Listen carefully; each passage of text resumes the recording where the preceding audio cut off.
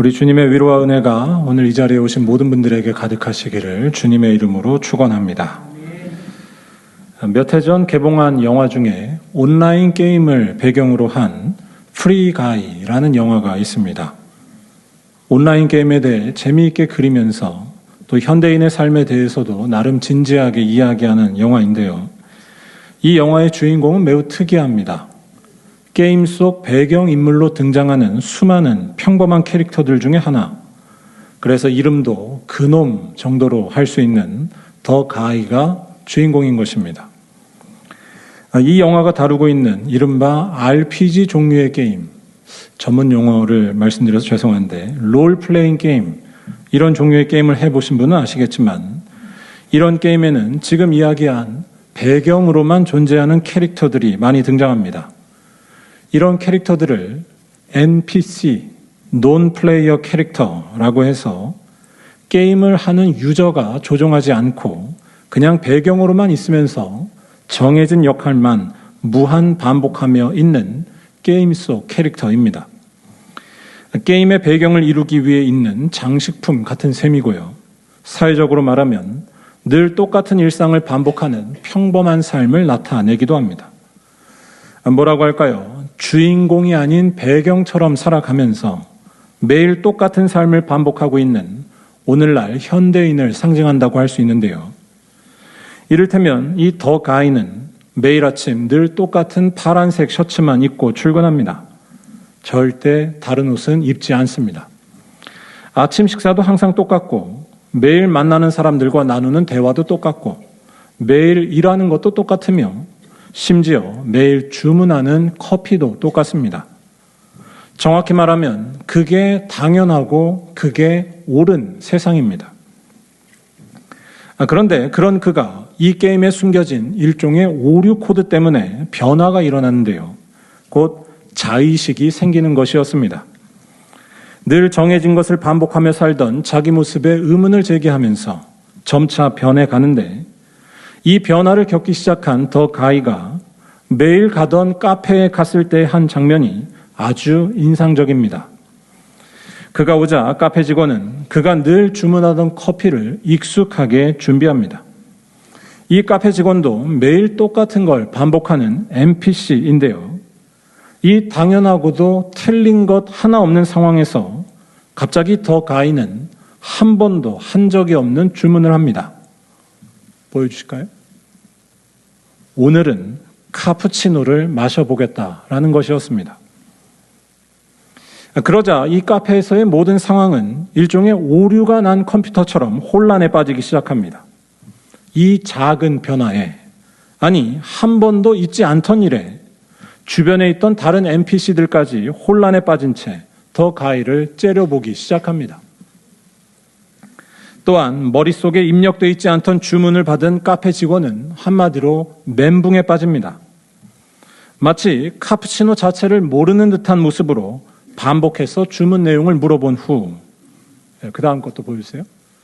당신이 늘 먹던 커피, 크림 하나, 설탕 둘, 미디엄 커피 이렇게 마셔야 한다면서 다들 그렇게 먹고 매일 그렇게 하는 게 맞다면서 그가 한 주문을 바꾸려고 하기까지 합니다. 결국에는 이 혼란을 키우고 싶지 않았던 더 가이가 그냥 시험해 본 거라는 농담을 던지면서 사태는 무마되고 맙니다. 그냥 늘 마시던 거 달라고 다시 말하자 이때 그를 둘러싼 사람들의 표정이 압권입니다. 마치 엄청난 재앙을 피한 것 같은 표정을 지으며 크게 안심하고 좋아하는 것이었습니다. 그들이 생각하는 옳은 세상으로 복귀한 것에서 오는 만족감이었습니다. 제가 뜬금없는 이야기를 드렸는데요. 이러한 말씀을 드린 이유는 어쩌면 예수가 방금 소개해드린 장면에 나온 더 가이와 비슷하지 않을까 싶어서입니다. 이 장면에서 더 가이는 농담한 것으로 이 사태를 무마하고 넘기긴 했지만 사람들이 생각하는 당연하고도 옳다고 믿는 것에 대해 의문을, 아니 짱돌을 던진다는 것에서는 예수께서도 다를 바가 없기 때문입니다. 아니 예수께서는 이 사람보다 더하다고 할 수 있습니다. 왜냐하면 예수께서는 사람들이 단순히 혼란을 느끼는 정도가 아니라 사람들이 수군거리다가 참지 못할 일을 하시고, 그래서 사회를 어지럽히는 불순한 사람으로 몰려 죽음에 이르기까지 하셨기 때문입니다. 곧 예수께서는 모두가 거부하는 죄인의 집에 들어가셨고 죄인의 친구가 되셨다는 것입니다. 도저히 받아들일 수 없는 일을 하셔서 비유컨대 세상에 오류를 일으킨 버그 같은 분이 예수라는 것입니다. 그런데 그 예수에게서 사람들이 예상치 못한 일이 나타났다는 것이 성경의 비밀입니다. 곧 숨겨진 하나님의 모습이 드러났습니다. 죄인의 죽음을 기뻐하지 않으시는 하나님의 은총이 예수에게서 나타난 것입니다. 잃어버린 자를 찾아 구원하시는 하나님의 능력이 나타났습니다. 죄인을 위해 죽으신 예수, 곧 분명히 잘못한 예수께서 3일 만에 부활하신 것이었습니다.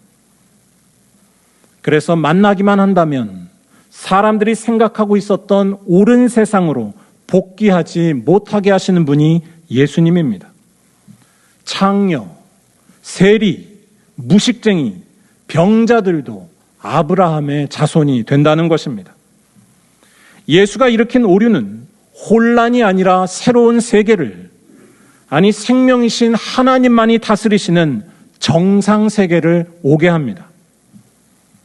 다시 말해 구원은 내가 생각하는 옳음과 나의 경험, 전통, 자기 사랑에서 나오는 것이 아니라 죄인을 찾으시는 하나님, 예수에게서 나옵니다.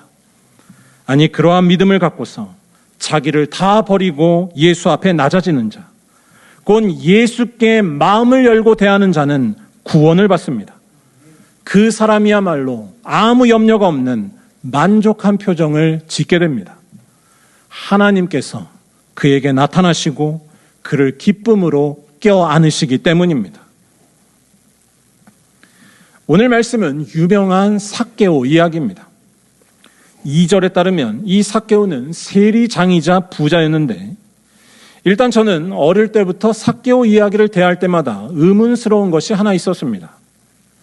사회에서 어느 정도 높은 자리에도 올라갔고 돈도 많은 이 사람은 왜 예수님을 편하게 만나지 못하고 거추장스럽게 뽕나무에까지 올라가야 했는가 하는 의문이었습니다. 그것도 오늘날보다 훨씬 더 전통적이고 권위적인 당시 사회에서 그렇게 했다는 것이 좀 어색하게 느껴지는 것이었습니다. 2절 말씀에 이 삭개오를 두고 세리장이라고 한 것을 보면 그의 나이는 아마 적지 않았을 것으로 보입니다.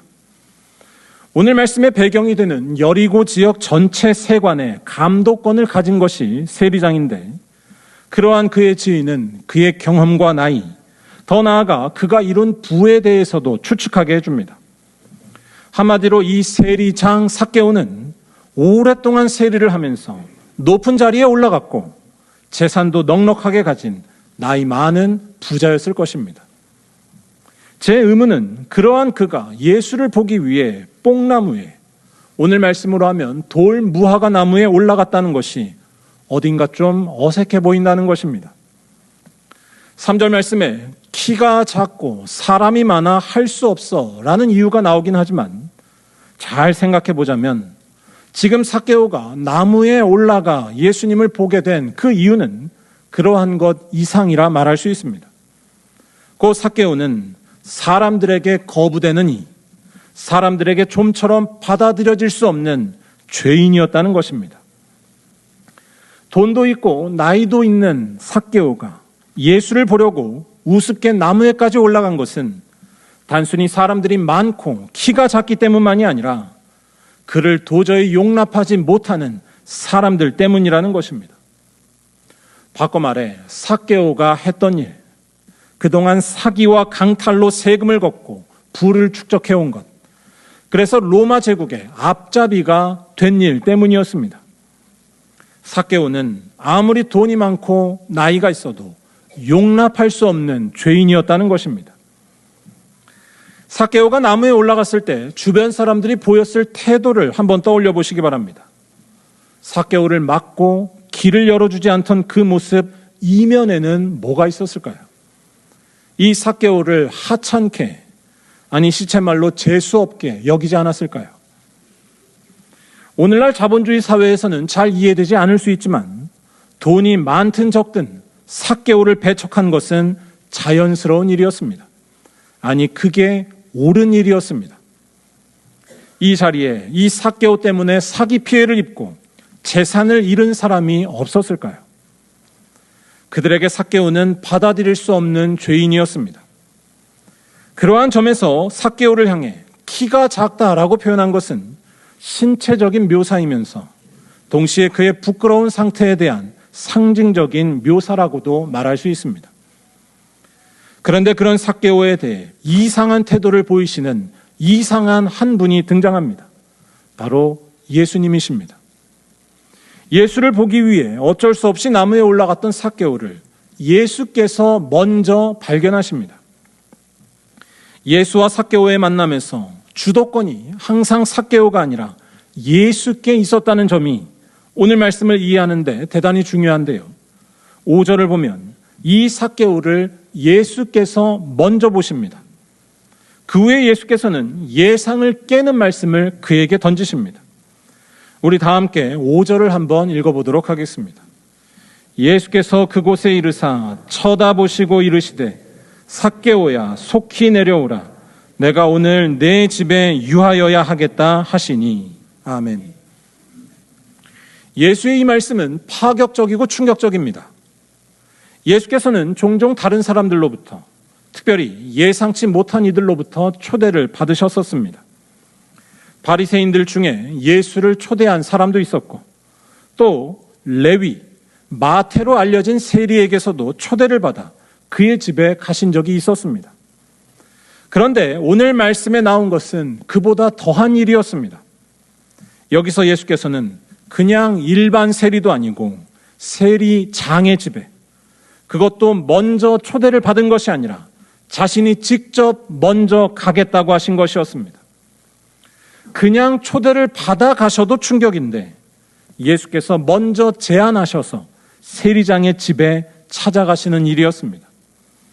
그것도 예수께서 유하여야 하겠다라고까지 하시는데 이 말은 숙박을 의미합니다. 세리장 삭개오의 집에 가서 단순히 식사만 하는 것이 아니라 아예 며칠 쉬면서 머물겠다라는 이야기였습니다. 뭐라고 할까요? 예수께서는 지금 삭개오를 아주 파격적으로 친한 친구처럼 대하고 있다고 할까요? 여기에서 삭개오를 배척했었던 사람들이 어떤 반응을 보였을는지는 안 봐도 비디오입니다.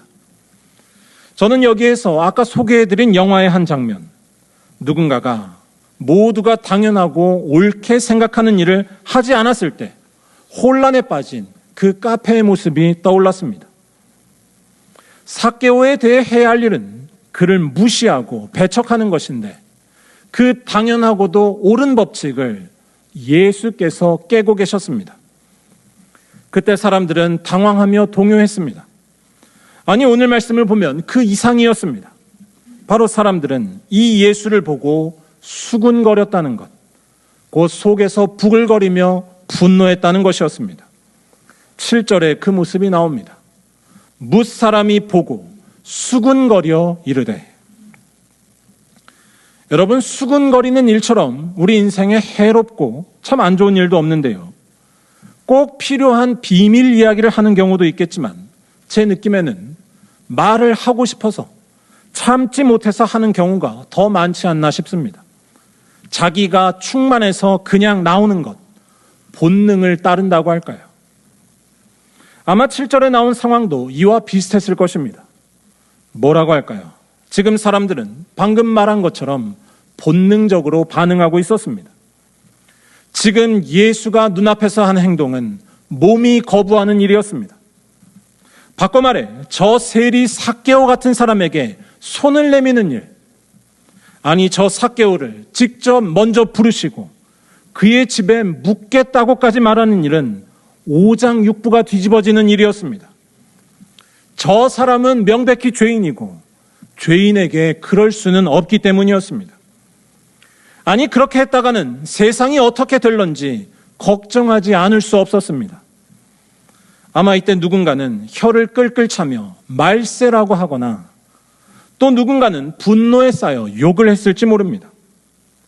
한마디로 구원은 저런 사람에게는 있을 수 없고 내가 아는 것에 따라 정해져야 한다는 것입니다.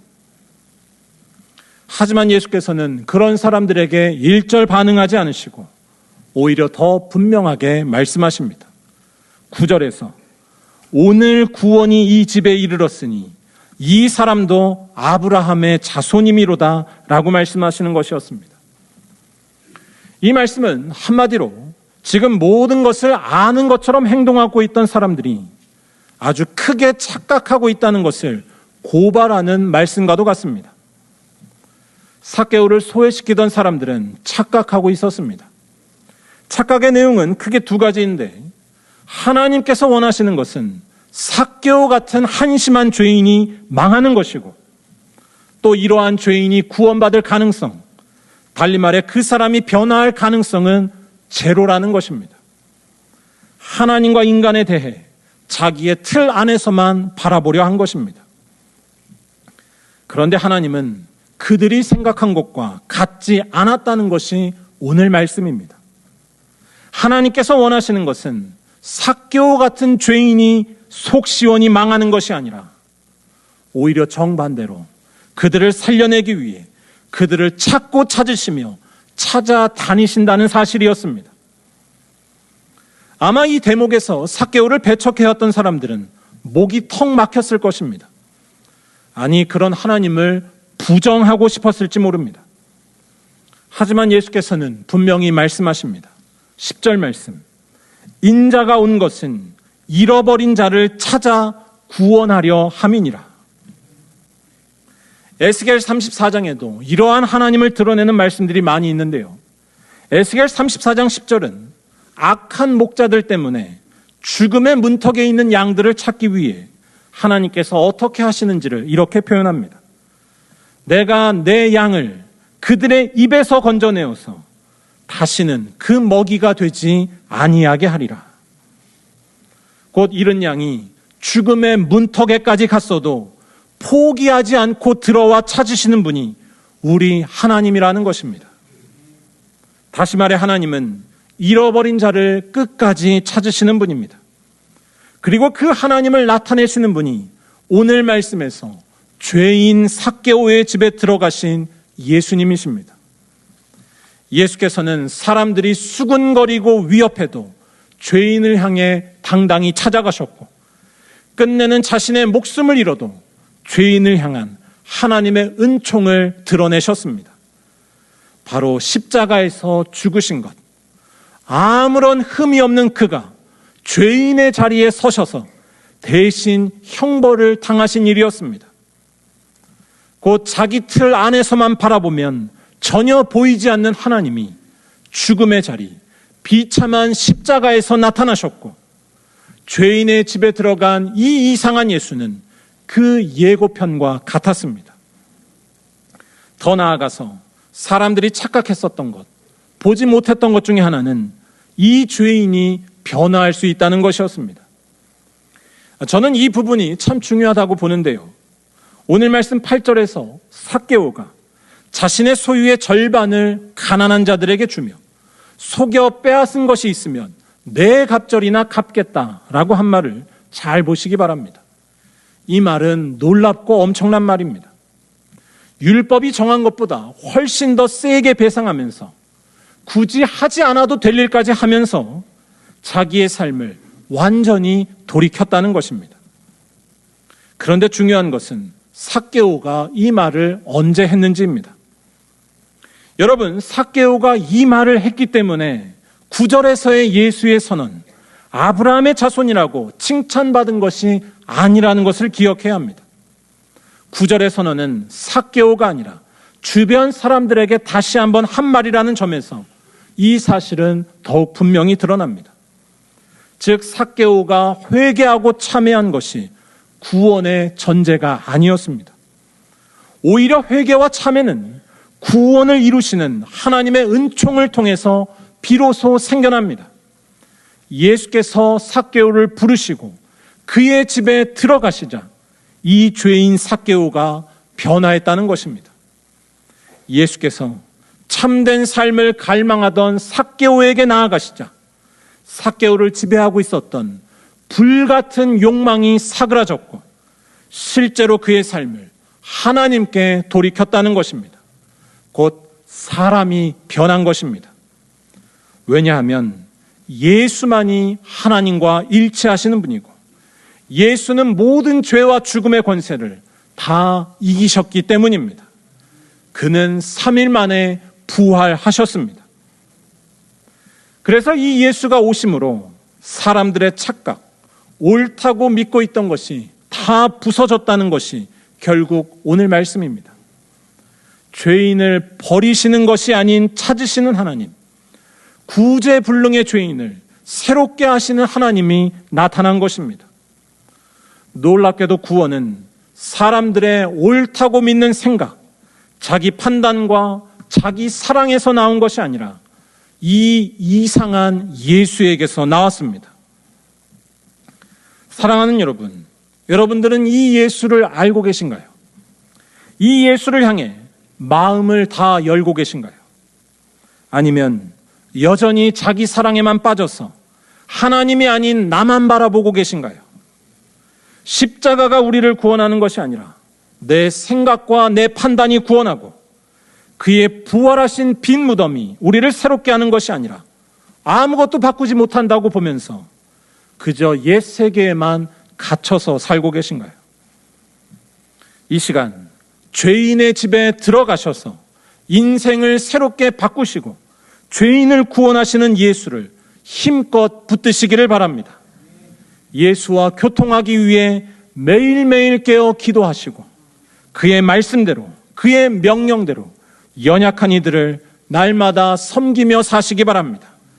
그리하면 우리의 생각과 관념, 경험에 갇힌 고장난 옛세계는 사라지고 감춰진 하나님의 나라가 우리를 참으로 치유하는 그 온전한 나라가 훅 들어올 줄로 믿습니다.